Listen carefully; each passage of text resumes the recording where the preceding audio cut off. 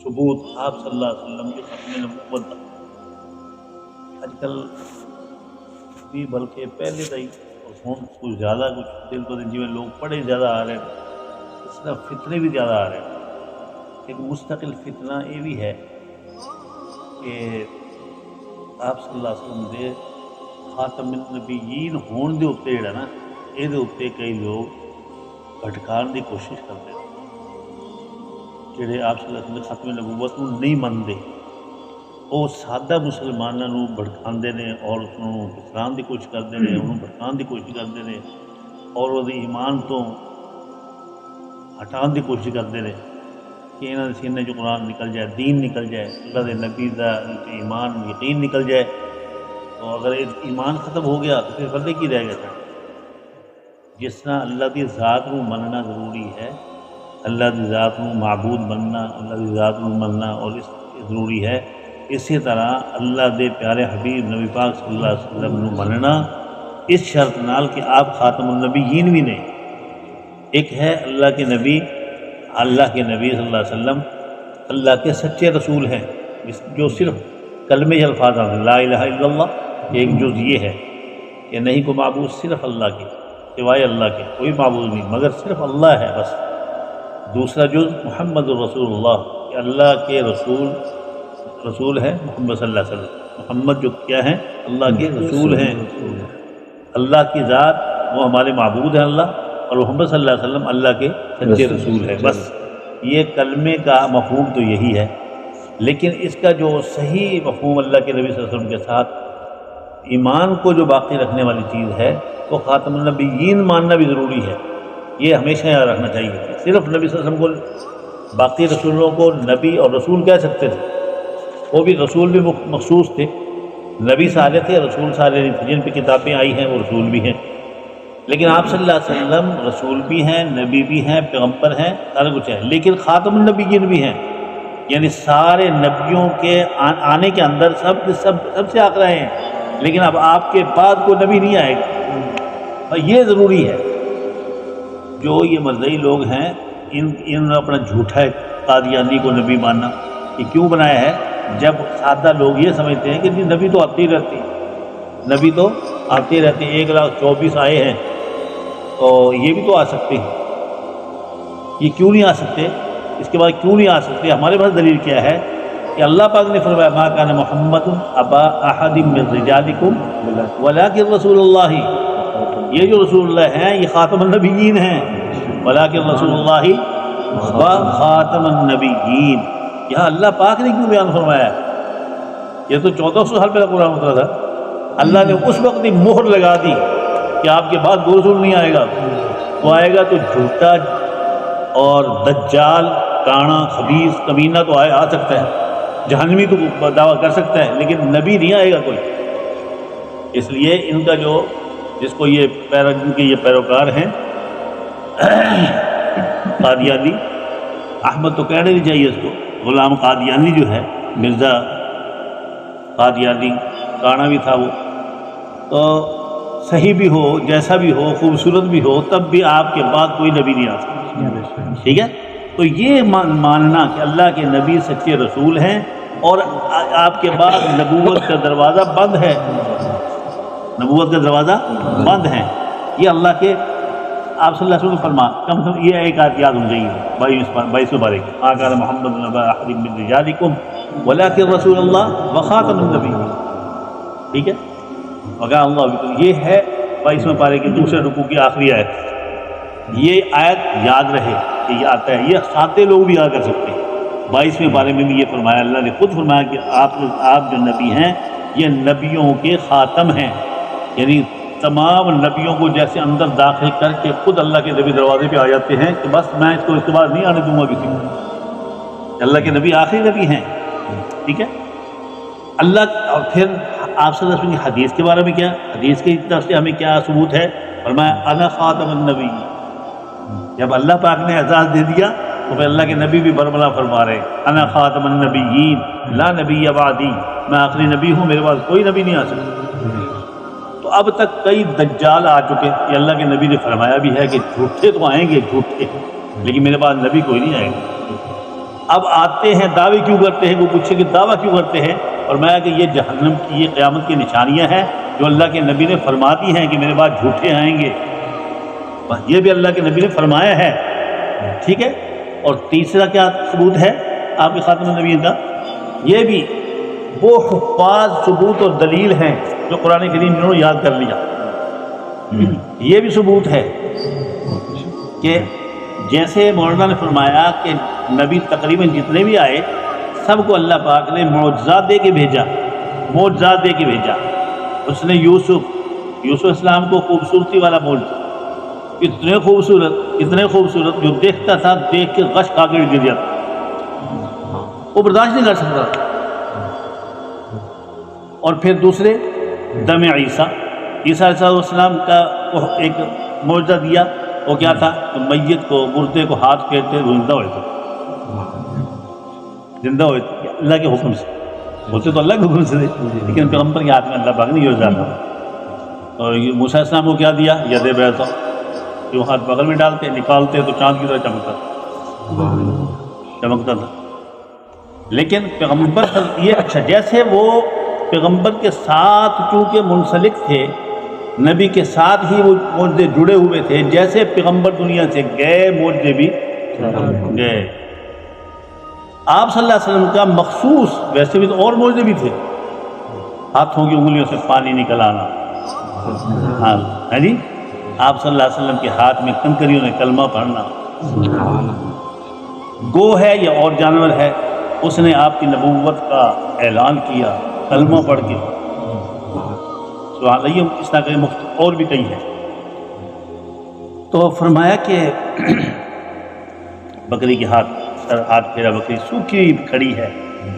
اور تھن اس کے سوکھے ہوئے ہیں، کھانا پینا کچھ نہیں، یوں ایک کنارے پہ کھڑی ہے، عورت کو کہتے ہیں، دروازہ کھڑکا گیا، ابو بکر دروازہ کھڑکا رہے ہیں، ہمیں کوئی دودھ کی ضرورت ہے، کھانے پینے کو کچھ دے دو، میرے ساتھ ایک اور بھی ہیں، وہ نبی صلی اللہ علیہ وسلم تھے۔ تو وہ کسی نے فرمایا کہ بھی کھانے کی چیز ہے کہ کچھ بھی نہیں ہے، بکریاں کھڑی ہیں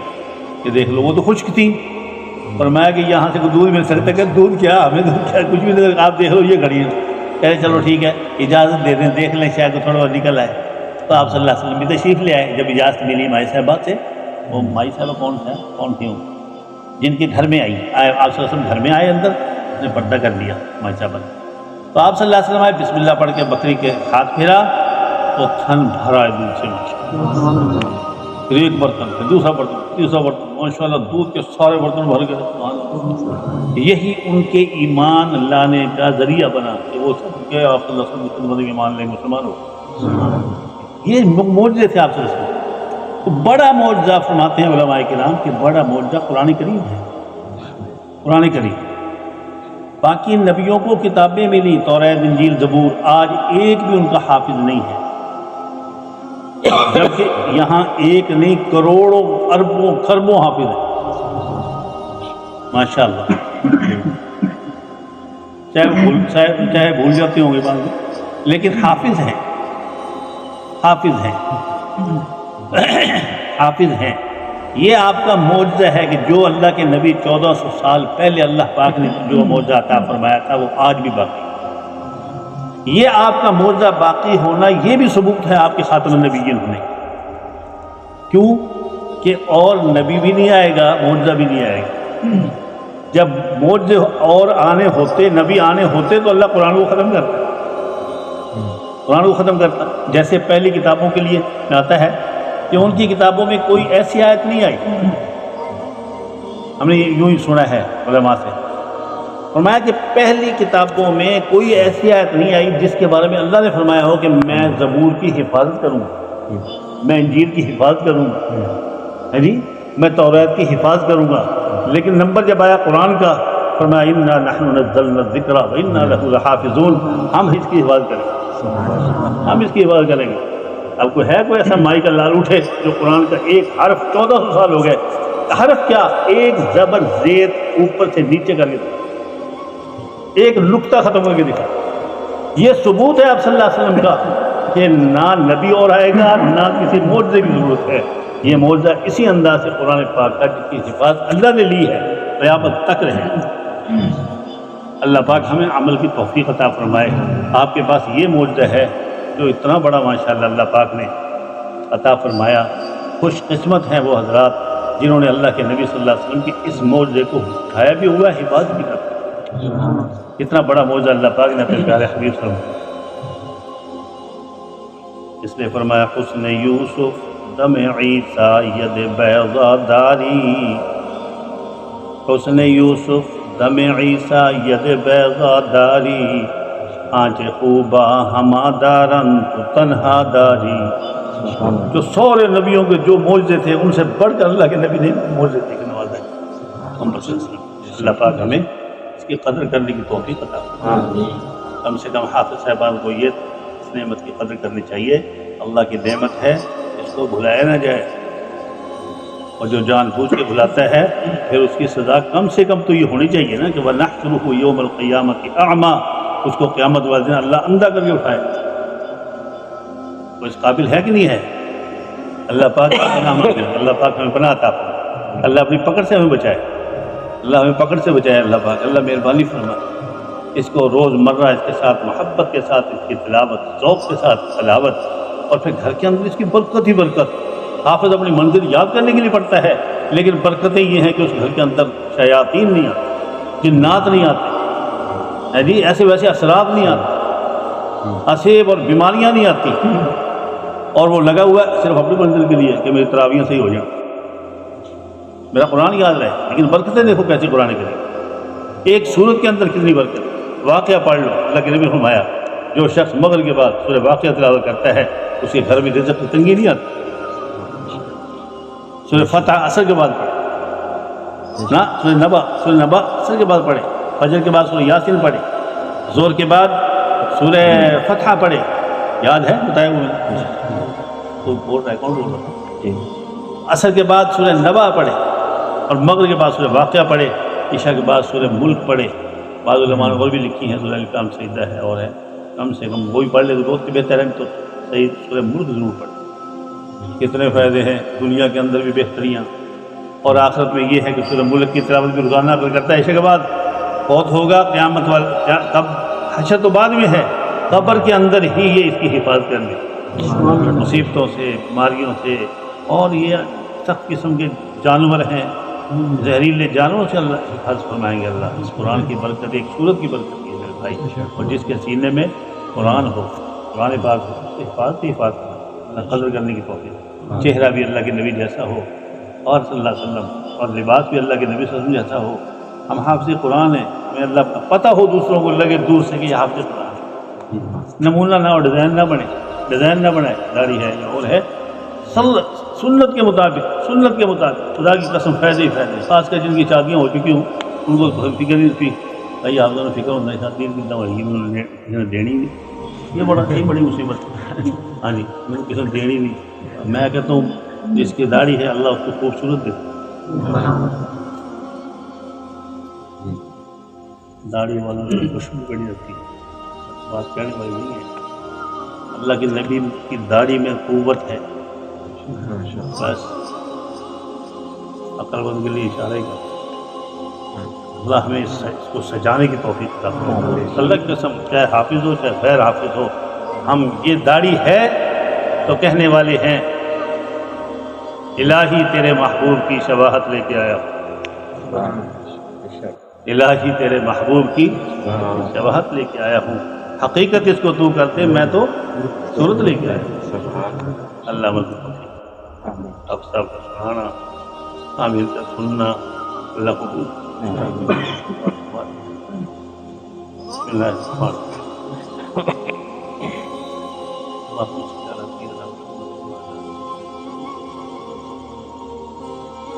ربنا آتنا في الدنيا حسنة وفي الآخرة حسنة وقنا عذاب النار.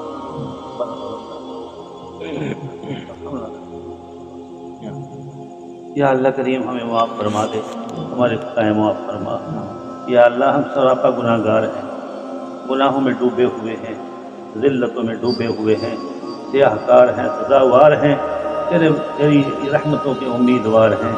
یا اللہ اپنا فضل فرما، کرم فرما، مہربانی فرما.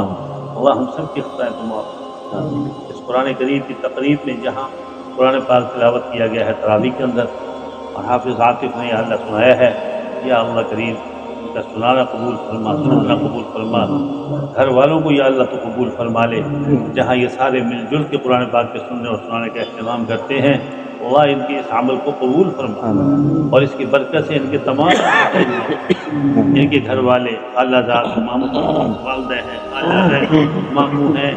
اور بھی جتنے ہیں بہن بھائی سب، یا اللہ سب کو تو اپنی بارگاہ میں قبول فرما، سب کے گناہ معاف فرما، ان کے بھائی صاحب، ان کے والد صاحب، بھائی سخی خالد صاحب تو دنیا سے چلے گئے، یا اللہ کریم ان کو اپنی جوار رحمت میں جگہ عطا فرما، اس کو بالکل بچپنے کے اندر یا اللہ اپنی ہی زندگی کے اندر یا اللہ یہ انگلی پکڑا کے چلے گئے تھے کہ اس کو حافظ بنانا ہے، یا اللہ ان کے خلوص کو تو آپ نے قبول فرمایا، اور یہ آج حافظ قرآن ہو کر مسلح پہ کھڑے ہو اللہ تجھے یاد کرنے کے لیے یا اللہ قرآن یا اللہ اخلاص کے ساتھ ان کو ہمیشہ اس کو سنانے کی توفیق فرما، ہمیشہ یاد رکھنے کی توفیق نصیب فرما، اور اپنا ہمارے ان بزرگوں کے لیے صدقہ جاریہ کے طور پر ثواب پہنچا، اور اس کی برکت سے ان کی بخشش فرما، جنت الفردوس میں اعلیٰ مقام عطا فرما، ہمارے عزیز اقارب جتنے دنیا میں سے چلے گئے چھوٹے اور بڑے یا اللہ سب کی بخشش فرما، اور ہمارے گھروں میں اور ہسپتالوں میں جتنے مریض ہیں سب کو شفاء کاملہ عاجلہ مستمرہ عطا فرما، اللہ پریشان حالوں کی پریشانیاں دور فرما دے، قرض داروں کے قرض سے خلاصیاں نصیب فرما دے، یا اللہ رزق حلال ببرکت و بوسعت عطا فرما، یا اللہ رزق حلال ببرکت و بوسعت عطا فرما، یا اللہ کریم ہماری ان دعاؤں کو آپ صلی اللہ علیہ وسلم کے صدقے سے قبول منظور فرما، بندہ نے جو عرض کیا جو فرمایا، یا اللہ کریم ان کا سنانا سننا فرمانا یا اللہ ہم سب کے لیے ذریعہ بخشش بھی بنا اور ذریعہ عمل بھی بنا، یا اللہ کریم ہماری خطاؤں کو آپ صلی اللہ علیہ وسلم کے صدقے سے ہماری خطاؤں کو تو معاف فرما دے، یا اللہ کریم مہربان مولا معافی کو تو آپ پسند کرتے ہیں، یا اللہ آپ خود فرماتے ہیں لا تقنطوا من رحمت اللہ ان اللہ یغفر الذنوب جمیعا، جتنے بھی گناہ ہوں آپ معاف فرما سکتے ہیں، جتنے بھی گناہ ہوں آپ معاف فرما دیں گے، آپ خود فرما رہے ہیں یا اللہ آپ کی ذات پہ ہمیں پورا یقین ہے، تو بڑا مہربان ہے یا اللہ، ستاری والا معاملہ فرمانا، یا اللہ ستاری والا معاملہ فرمانا، جیسے کیسے بھی ہیں یا اللہ کریم تیرے ہیں، یا اللہ ہم جیسے کیسے بھی ہیں تیرے ہیں، یا اللہ تیرے در کے علاوہ کون سا در ہے جہاں جا کر ہم سر جھکائیں گے، یا اللہ ہم ڈوبے ہوئے ہیں ذلتوں کے اندر، اے اللہ رسوائیوں سے ہمیں بچا، بے عزتی سے بچا، ذلت سے بچا، خاری سے بچا، ذلیل ہونے سے بچا، یا شرمندہ ہونے سے یا اللہ بچا، یا اللہ کریم ہمیں عزتوں والی زندگی عطا فرما، عزتوں والے اعمال نصیب فرما، ایمان کامل پہ ہم سب کا خاتمہ نصیب فرمانا، ہماری دعاؤں کو آپ صلی اللہ علیہ وسلم کے صدقے سے قبول فرما، اللہم تقبل منا انک انت السمیع العلیم وتب علینا یا مولانا انک انت التواب الرحیم، صلی اللہ تعالی علی خیر خلقہ سیدنا و مولانا محمد وعلى آلہ وصحبہ اجمعین۔